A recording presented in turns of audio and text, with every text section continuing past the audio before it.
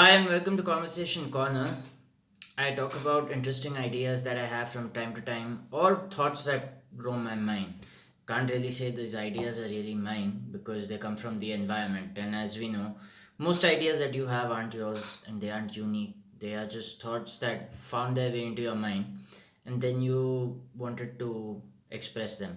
So today I want to explain why exactly having more information is not leading to a significant advantage for more people, and why the democratization of information has made it even harder for people to get a significant advantage in whatever they want to pursue.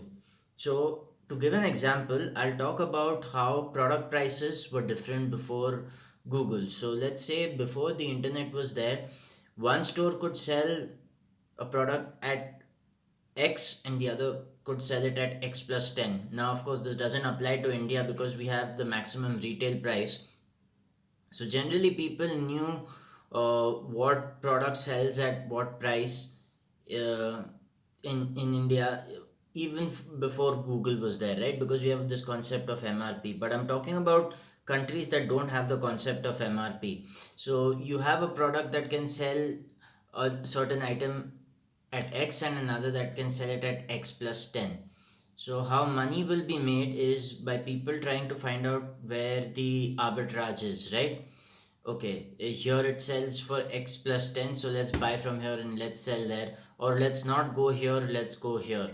So, what is happening with the democratization of information is more and more people are getting access to information. Now, as more and more people get access to information, more and more people get access to strategies too, which makes it much harder to get an advantage over your competitors. Let's talk about the configuration of the Rubik's Cube. So, when the Rubik's Cube was designed initially, it was very hard to solve, but sooner or later, someone came up with an algorithm to solving the Rubik's Cube. So, if you spend about an hour learning how that algorithm works, you'll be able to solve the Rubik's Cube in under 2 minutes with enough practice. Now, compare this person who has learned the algorithm versus someone who's not learned the algorithm. So, the person who has learned the algorithm will obviously perform better than the person who hasn't learned the algorithm, right? And this is how we want to approach our career or the projects that we undertake. We want to know what is it that we can learn in order to be paid far more than what we're being paid currently. Now, here's the flaw in that kind of thinking. The whole flaw in this thinking is that we want to be exempt from designing a system for ourselves. What do I mean by that? Now, the first person who was able to figure out mathematically the algorithm to solve a Rubik's Cube, which allows you to solve it from no matter where you are on that, must have worked really hard at figuring out what that particular design was. Now, we are allergic to thinking because evolution has designed us to find the simplest answer possible, and thinking without getting a result causes a lot of frustration. So, most of us want to stick to what is familiar.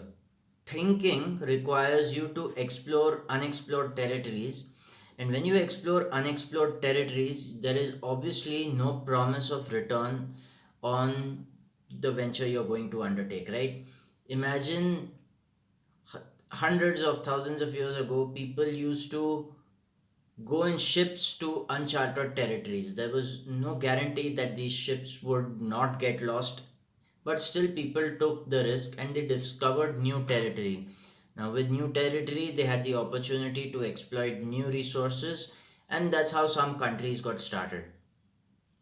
We today are becoming more and more risk averse with the excess of information that's here. So we're under the assumption that somehow we will find certain kind of information that will allow us to jump from here till here without any exploration or risk taking. Ideally, what is happening currently is No one wants to be a trailblazer. By being a trailblazer, I mean that no one wants to try and forge their own path. People want to figure out routes that are well paved. By that I mean something that gives you the XYZ steps of doing it and help you progress in a linear manner. So people want what is set and what is ready. Now the problem with this kind of thinking is if everyone starts thinking like that, getting an advantage following that particular path is going to be far less.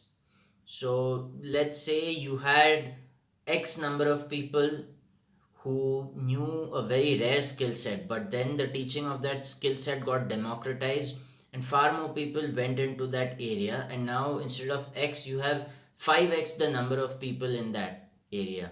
Now if you have 5x the number of people in that area, it's obvious that the compensation you'll get for having that particular kind of skill is going to be significantly less then what you would have were there only X number of people, right? So as more and more people got into the field which received a high level of compensation, the level of compensation someone got for that field starts going down. So obviously the question here is what to pursue. Now that question in and of itself is flawed because it is tainted by our desire to achieve that level of compensation.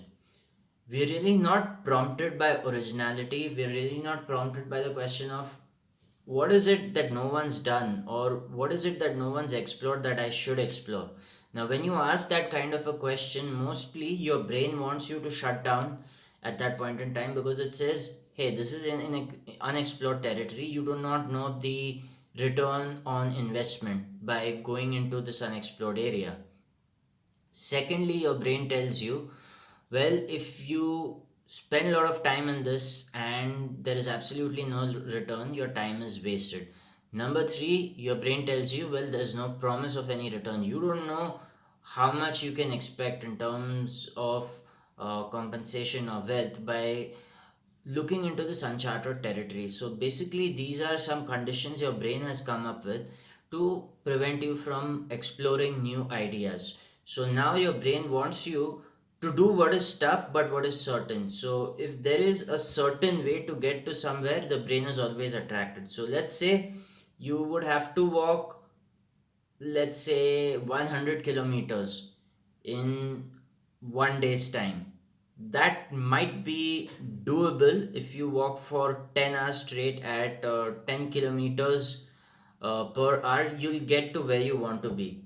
So even though you know it's hard, the reason it's not really hard is it's very certain, and walking 10 kilometers an hour maybe tedious, but let's say you walk for 15 hours at, let's say, more than 6 kilometers an hour, you'll soon get there. So your brain, what it really wants is certainty. Now a lot of people say you need to work really hard, you need to work really hard, you need to work really hard. The reason people really work hard and still don't get to where they want to get to is their need for certainty. So if I told you there was a guaranteed way of doing something and this was the amount of effort you needed to put in, you'll take that deal hands down, right? So if I told you if you get from X to Y, it'll take you 15 hours, you will have to walk, you're most likely going to do it. However, if I told you that going from X to Y takes only 2 or 3 hours, but you simply do not know the route, you'll say, oh, this sounds tough. Now, it is supposed to be 2 or 3 hours, but it is unexplored territory. Maybe it could take 5 hours, maybe it could take 6 or 7 hours, or maybe I'll try so much and I'll still not reach where I want to. So now you're caught in a bind essentially. So you want to do what is certain, and because you're afraid to do what is uncertain, you work really, really, really, really hard at what is certain. So, what obviously gives you the return, you're going to double down on that. You're going to double down on that. Now, the problem with this kind of hard work is it is an avoidance mechanism for uncertainty. So you know there is something unexplored, something that you may have to try that is absolutely new, for which you don't have any data points before. Now, when you want to try something that is absolutely new, you will not have certainty. You will most likely waste some effort. That is, you'll put in effort and you'll still get nowhere. And at the end of the day, if things don't get you the desired results, you'll feel a bit of frustration. Now, our mind and our body is designed to avoid uncertainty. That is the mechanism of evolution. We can't really do anything about that. But we can allow our resolve to take charge, and we can pay the price of exploring unexplored territory and seeing where this leads us. This is not a guarantee for success, obviously, because we know that failure is a possibility when you explore unexplored territory. However, the upside is far more. Why is the upside far more? When you're walking on a path that has already been trodden by many people and many people have explored, there is no significant advantage you can get over these people. So maybe you will be 5% better, 10% better, 15% better than someone, but you won't be 10x better than someone. You won't be 100x better than someone. However, if you explore unexplored territory, you can be 5x, 10x, or 100x better in terms of getting to your goal. But the reason most of us are going to avoid this is it involves being okay, not being okay. When you are an employee, you have certain tasks assigned to you, and the completion of those tasks is what keeps you at your job, and of course, meeting the performance or your targets. But those targets are decided in a very scientific manner with some backing and some data, and you have to perform those set of tasks to reach that target. The problem when you're a businessman is you do not have that system already designed that says if you do X, you get Y. As a businessman, there'll be a wide variety of skills you'll need to learn to get from X to Y, and you are constantly going to experiment to understand what works before you can finally reach an equilibrium and say, okay, this is what works, and now this can go on autopilot. The problem when you start off as an employee is you are used to autopilot, right? There is already a way, there is already a chart that has been uh, put in place for you, so you follow those steps, and if you meet those steps, you get to where you are. And often hard work is what it takes to get to those steps. You have to put in that time and effort on those particular tasks, and if you meet those expectations, you generally are able to rise to the next level. Now, how do you improve exponentially will depend on how comfortable you are with discomfort and with experimentation. So, with experimentation and with embracing discomfort, what will often happen is if you start off here and the person who wants to go through the path that is already paved, after certain time, let's say about a month or two, he may be here. You may find yourself way below what you initially started because you put in time and effort and you got nowhere, right? But if you map this out over a really long period of time, and if you are tracking the progress you're making, if you're avoiding the same mistakes again and again, there's a good chance that you will come across something that works and gives great results that has not been explored by the person who is going through the path that is already well trodden. So when you encounter that, you get a significant advantage, and then you just shoot off. This is like that person who's making hundreds or thousands of videos on YouTube, is getting nowhere, and one day suddenly his traffic spikes, right? So this is what will await you when you try and become a trailblazer and choose your own path. Exponential growth does await you, but so does abysmal failure. Now, no one wants to be in that path of abysmal failure, and all the news that we get day in and day out is of people who just went to the moon with kind of risk they took. Of course, ignoring that 90% of the crowd is someone who did take a risk and for whom it did not work out. So now you need to decide what will guide your thought process, the possibility of huge amount of success or the high probability of a huge amount of failure, and hence sticking to the conventional route. There's no right and wrong in these two decisions. It's a matter of perspective, and your choices will obviously dictate your actions, and your actions will dictate your outcomes over the long run. So, hope this video gives you a bit of clarity with respect to why you haven't been taking action, why you have been procrastinating. It's quite natural. Evolution has designed you to seek certainty, and breaking those patterns is by no means easy. And it becomes even harder when you try something new and you fail, because that impression of failure lies on your mind and makes you even more risk averse. So, doing something new and being a trailblazer is absolutely difficult, because the experiments you run are not going to be successful most of the time. Most of the time, they will fail, and when they fail, you'll feel like you wasted time and effort doing something new, whereas you could have put that time and effort into something that already works. But this is the trade-off that will be needed to be made in the course of your life for certain things that you want to have accomplished. If I were to give my own example, I've been recording this video now for about 16 minutes, and on an average, I don't get more than 10 views per video. So, if I were rational, I would say to myself, why are you uploading these videos? Like, less than 10 people see it per upload.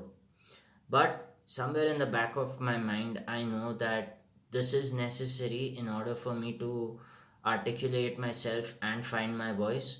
And hopefully, if I practice this over a period of time, it will help me nurture a particular skill set. And that is what I'm banking on. So, right now, the sub count is not where I want it to be, the view count is not where I want it to be, the comments are not as many as I'd like them to be.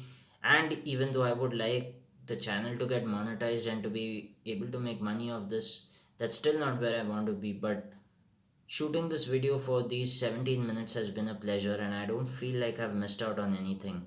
So, I want to tell you, when you want to do something new, there is no immediate return on investment.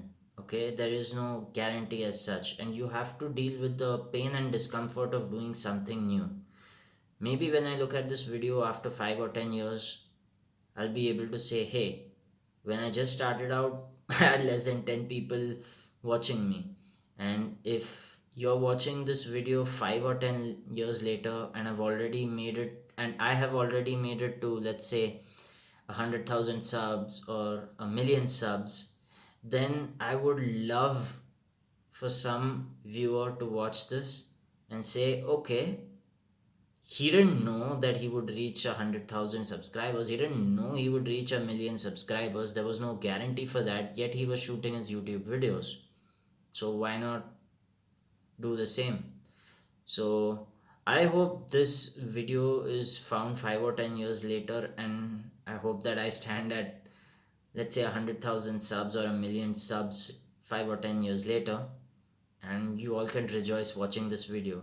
There is no guarantee that I'll get there, but the action of shooting these videos does not hinge on the promise of reaching 100,000 subs or a million subs a day. Maybe no one watches this, or maybe the channel doesn't grow at all. Still, shooting this video has been worth it. So I hope that you find something in your life that's worth it despite not getting ROI in that. And I want you to keep your eyes open to exploration. Okay, your mind is going to play tricks on you, and your mind is going to ask you time and time again, what's the return on investment for this activity? It's hard to come up with an answer or a justification, but when you're doing something new, you have to operate with a certain sense of freedom, and that sense of freedom lies in not being held hostage to your expectations. So if you can take action in this world without being a hostage of your own expectations, there's a good chance that you'll discover a lot of things other people don't, because their eyes are closed, they have tunnel vision. That's enough for today's video. I hope you liked it and hope to speak to you soon in another video.